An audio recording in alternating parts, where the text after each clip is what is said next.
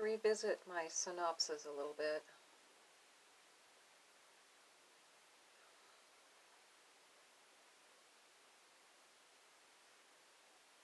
You know, allegedly, my older son graduated from his trauma therapy.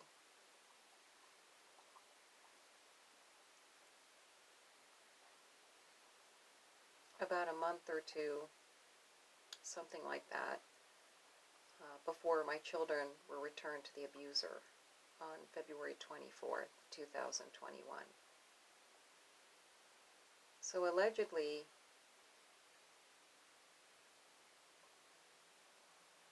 maybe it was a little bit more than a few months, but in any case, allegedly, my older son graduated from trauma therapy through the CPS counselor.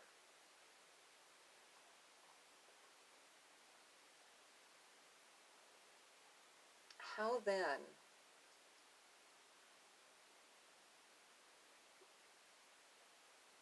do my two children fight? Like, he must have been close to graduating from the therapy during the time of the parenting assessment, not parenting assessment, during the time of the bonding assessment. So, I mean, at least well into that therapy. And my younger son was going to therapy too. Of course, I believe they were also having family therapy with their father already, who is the abuser. Well, that was denied me to have with my children. But how then, with all of this therapy, were my children fighting like that during the bonding assessment?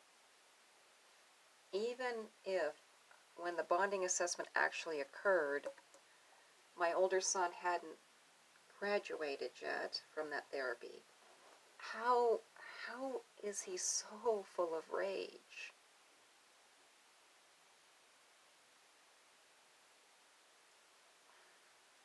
And my younger son as well. To fight like that, the two brothers together, not against me specifically, not towards me at all.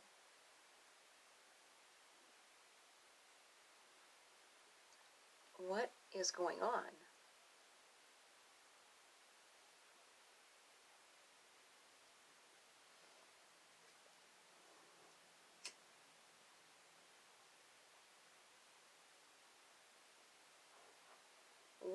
What's happening? Why? And how, as they enter into their teen years, how, when they allegedly live in a therapeutic foster home, or they did at the time, now they're back with the abuser, they're living in a therapeutic foster home with two foster parents that are mental health experts,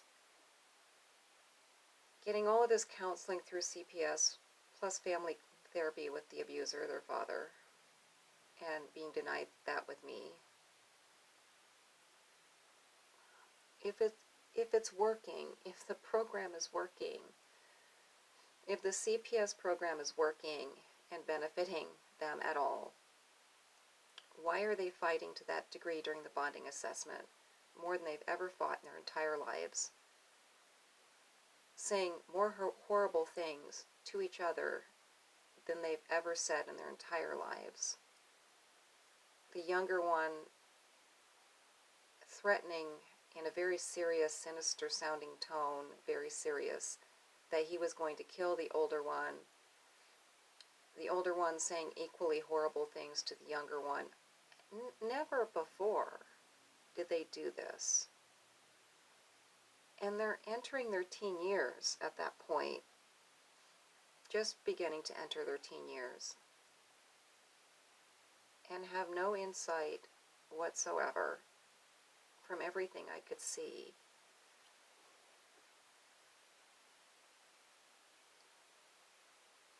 For anything. no insight on how their behavior is going to be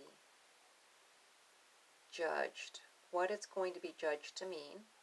It's going to be judged to mean that they could never be with me,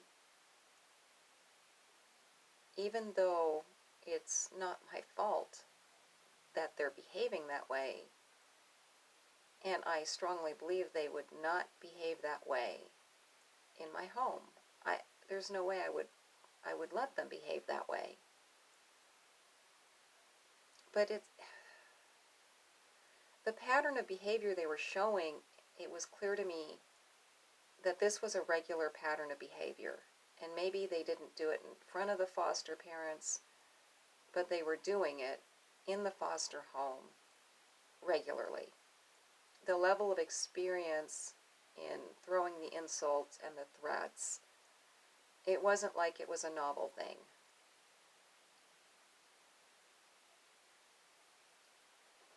And their lack of insight into everything is kind of showing me, at that time, it showed me that they've regressed, really.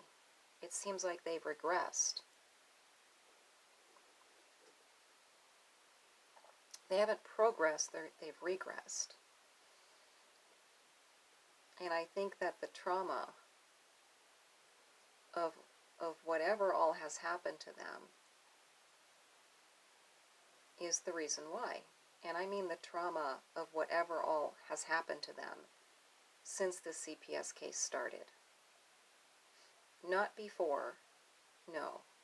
Because of and during the CPS case. Things have happened. I don't know what those things are.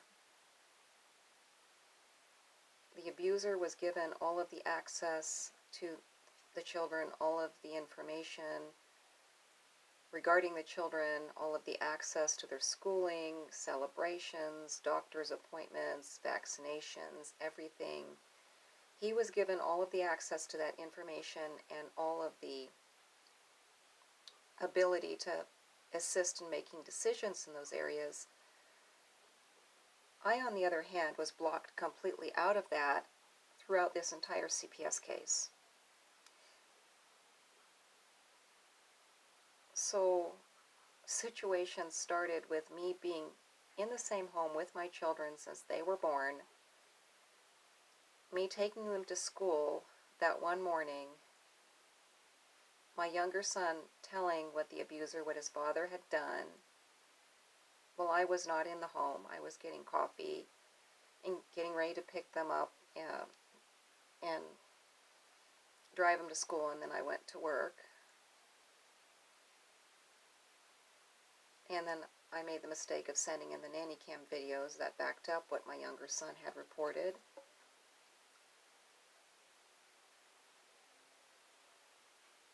And only then, for the first time ever,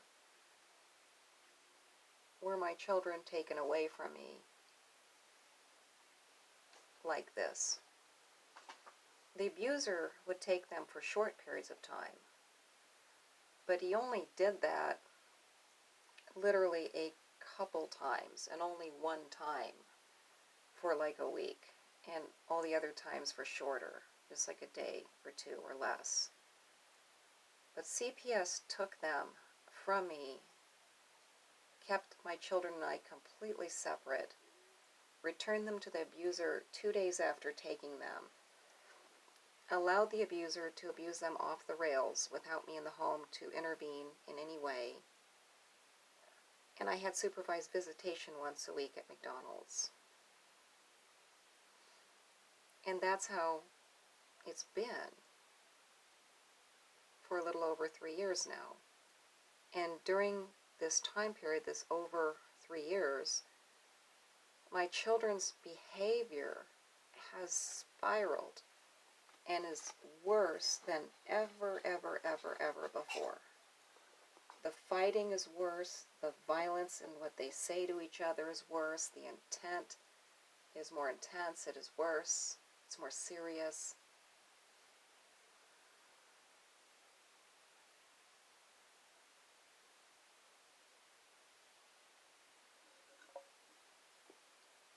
It seems like their ability to understand how CPS workers and people doing assessments for CPS are going to view their behaviors, how CPS people are going to interpret their behaviors and what their behaviors mean.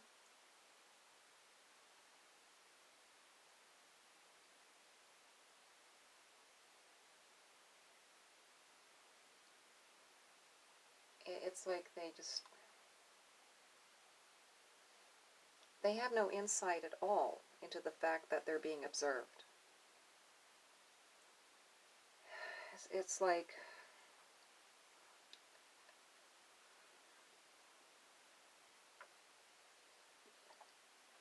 they're Japanese fighting fish in a bowl with people watching them fight, and they don't even realize people are watching them fight. And I just think that's weird. I don't think fighting like that is good under any circumstances, obviously not in private. That's not good either. But to not seem to understand that they're in a fishbowl and people are watching this and making a judgment and blaming somebody for it. They're blaming somebody for the fighting the kids are doing, and they're judging that I could never raise my kids because of the fighting that I had nothing to do with.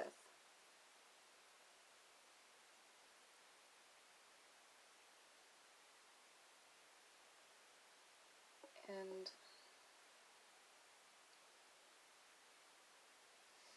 I'm haunted wondering what happened. What happened to my children? What have they been told? What have they seen? What has been done to them? What have they been exposed to where they've gotten to this point? And I have absolutely no idea. I honestly have absolutely no idea. I know that the past little over 3 years was worse than any time in history prior. And the things I saw in history prior were horrific. The things they experienced were horrific. But somehow, whatever they have experienced the past little over 3 years, well, CPS took them and all of this happened and gave them back to the abuser for a year, about a year. And what's interesting is the time that CPS originally gave them back to the abuser, he was in the middle of a criminal police investigation for criminal physical child abuse. He was literally under police investigation as a criminal child abuser when CPS originally returned my children to him and kept my children with him for about a year. And then CPS used as a safety monitor his roommate, who literally was a felon who had to have armed probation officers come to the house at least weekly with guns and everything and check to see if this guy was there and obeying the rules of his probation. That was a safety monitor. And this safety monitor, we'll call him Daryl, that's not his real name. During the entire time before CPS got involved when I was in the home and I could intervene to at least some degree or more with the abuse, usually just some degree, because the abuser would call the police and lie if I tried to intervene more. I'll try to get into that later in detail, but this felon roommate would literally just go to his room, close the door, and turn on his TV or his computer or whatever, and just lock his door and not come out as the children were screaming and the abuser was screaming at the children and battering them, and you could hear the blows, the bangs, the thumps, the everything, as he severely battered the children. And during all the time I was in the house, the safety monitor would just hide in his room. And then in my case, the abuser made it clear that if I contacted anyone, he would take the children. I would never get the children. I would never see the children again. And during the times that he thought I was trying to videotape him or anything, or pull out my phone to call the police or anything, he would just pull the phone out of my hands. He reached the point where he would just pull the phone out of my hands and just throw it into the wall and smash it.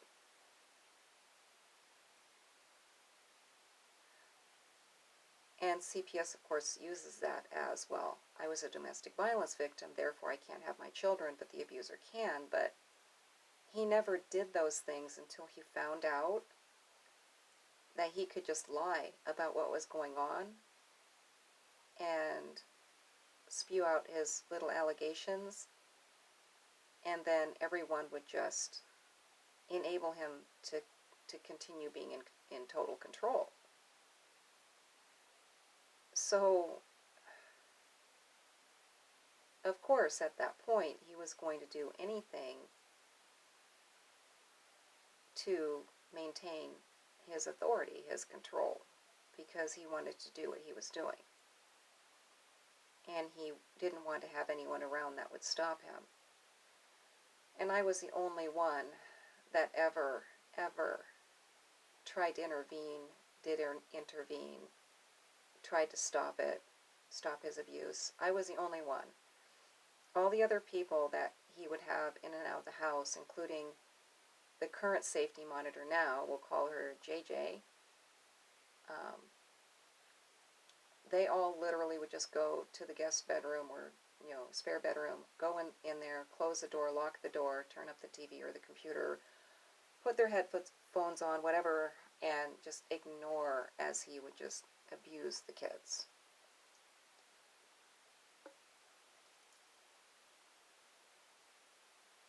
But anyway, it's just all completely bizarre how CPS gave my children to the abuser while he was being investigated for criminal child abuse and active police investigation, call a felon roommate a safety monitor, ignore all of my reports that the abuse was still ongoing, and mandate supervised visitation for me at McDonald's once a week, while keeping the children with the abuser in that situation for about a year, and then finally taking the children from the abuser, putting them in foster care. And in the beginning, the foster parents allegedly said good things about me based upon my children's reports, my children talking about me and things I did and everything. The foster parents had all of these positive things to say.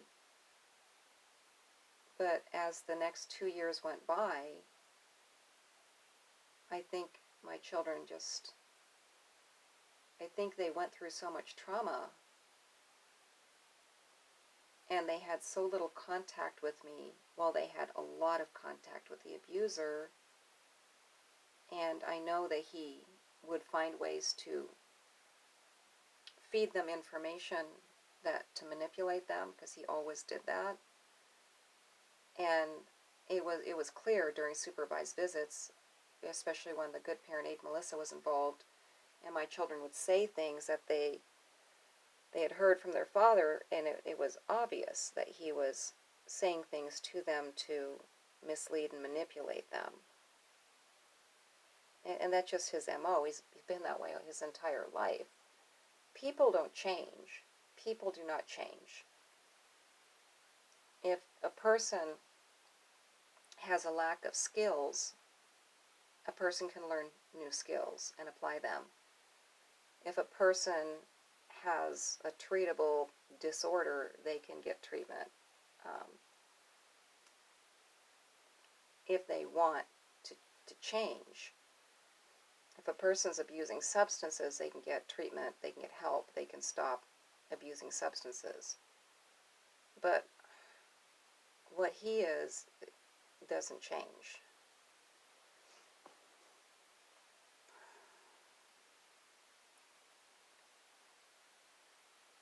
And he's also been through everything CPS asked of him many, many, many times, because he had an ex-wife and a now adult child with special needs, and so he went through all of this stuff in that situation repeatedly and would always revert back.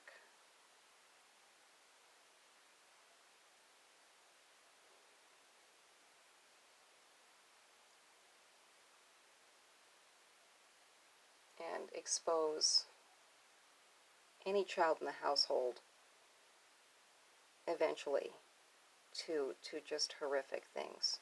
Horrific things.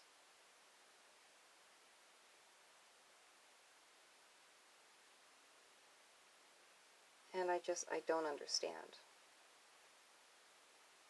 I don't understand how any of this, in my case, is even possible.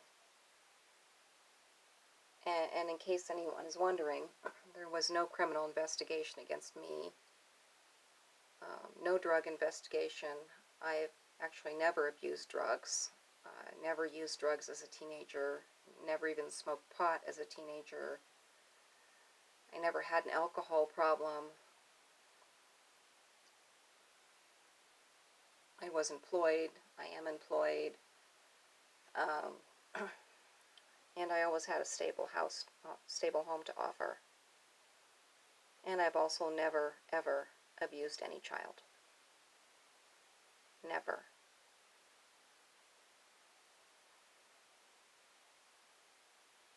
So if anyone ever sees these videos, it's going to take a really long time to get them uploaded. Maybe someday somebody will have some insight. It's really reached the point that maybe someday my children will see these videos. I think I'll be long gone by then.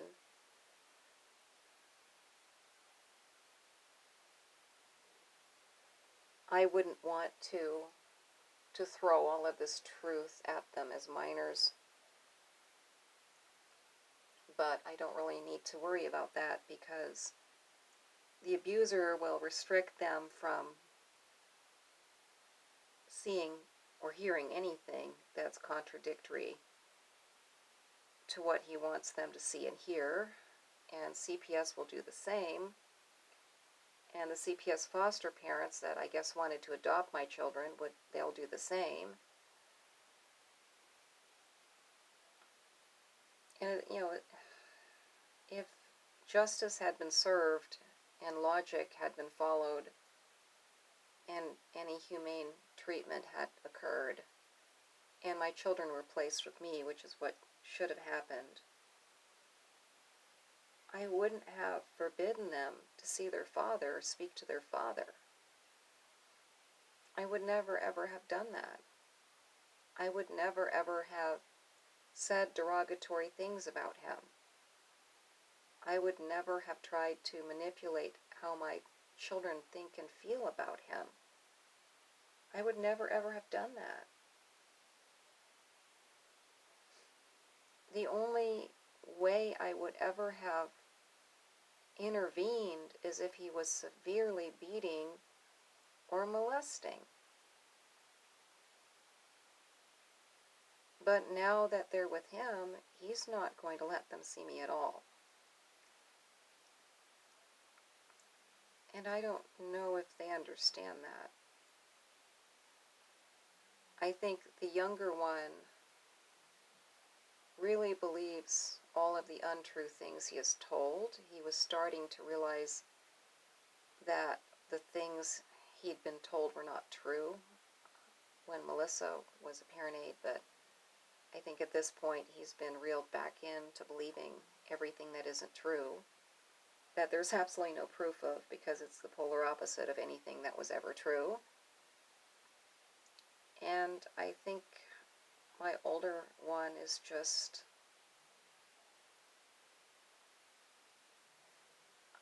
I think he feels like he has to say what they're making him say. He told me that on one occasion when, shortly before CPS got involved, when he told the abuser, his father, that I was trying to tape record him abusing the kids with a standard full-sized video camera, a lot like the ones I bought for the kids to play with. And that never, ever was the case. Never, ever. But he told the abuser that I was trying to do that. And so when I came home from work that night, the abuser was, telling me I had to leave the house and I was never going to see the kids again, and, goodbye, good riddance, get out. I was trying to videotape him, and I knew that that wasn't allowed, and blah, blah, blah. But before before the abuser descended on me with all of this, my son came to me really quickly and he said, I have to tell you something, it's really important. He made me say it, Mommy, he made me say it. Don't be mad, he made me say it. He made me say that you were trying to videotape him hitting my brother and I with the camera. And I was like, what camera? And he said that, your video camera, whatever, he pointed out to me or whatever. And it's this full-sized, rather large, white camcorder, not even the flat kind. It was like the full.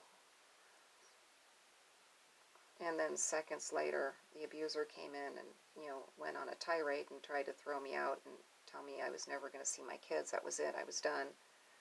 Because he knew, the abuser knew that what he was doing was not acceptable. The abuser is not a person that just lacked skills and didn't know any better. He knew full well, and he knew the alternatives.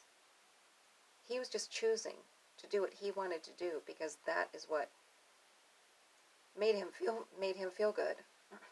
That made him feel good, to abuse the kids. That's why he did it. Had nothing to do with not knowing better. It had nothing to do with not understanding the damage. He feels absolutely no remorse at this point. And that's obvious in his behaviors. It's obvious in this email he sent me shortly before he got the children back that I never responded to.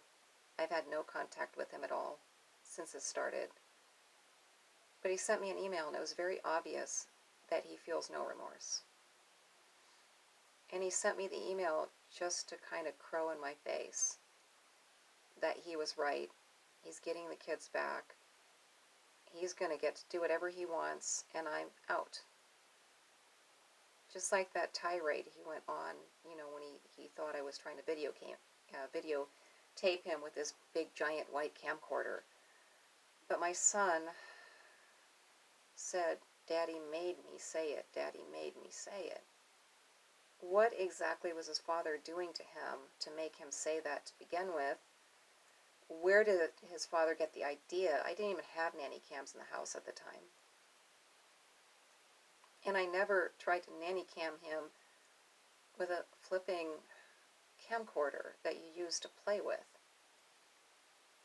But that's just the dynamic. So I think my older son just says what he knows they want him to say. Except for apparently somebody had to explain to him that he could not live with me because I hadn't finished the treatment, which was a blatant lie. They lied to him. The guardian ad litem went from being completely against both the abuser and I getting the children back to totally agreeing that the abuser should get the children back. She did a complete 180. February 24th, 2021.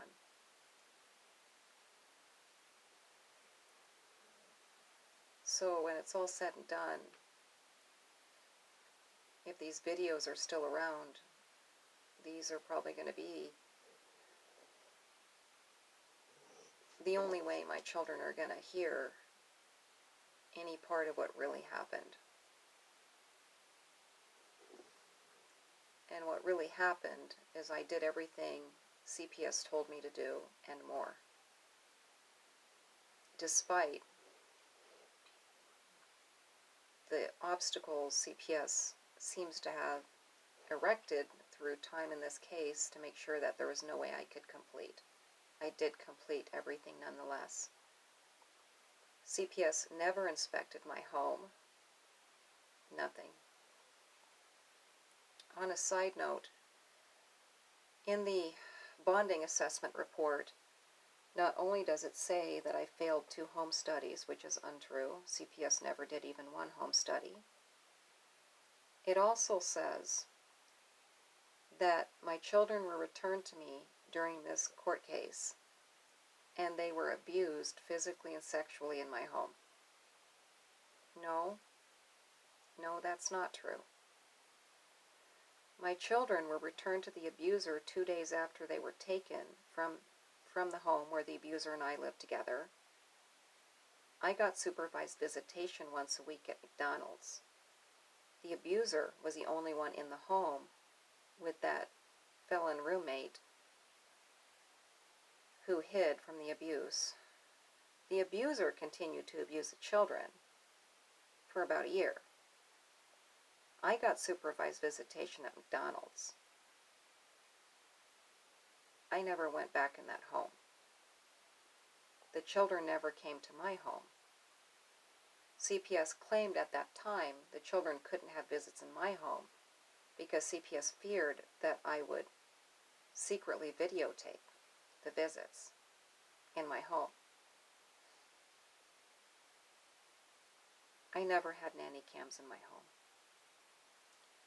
The only reason I ever used nanny cams in the abuser's home was because I tried for years to get the children and myself away from him so the abuse would stop, and nobody would believe me. I am not a person who has a history filling up every home I'm around with hidden cameras. There are no hidden cameras to this day in my home. Not one. And nonetheless, that's the excuse.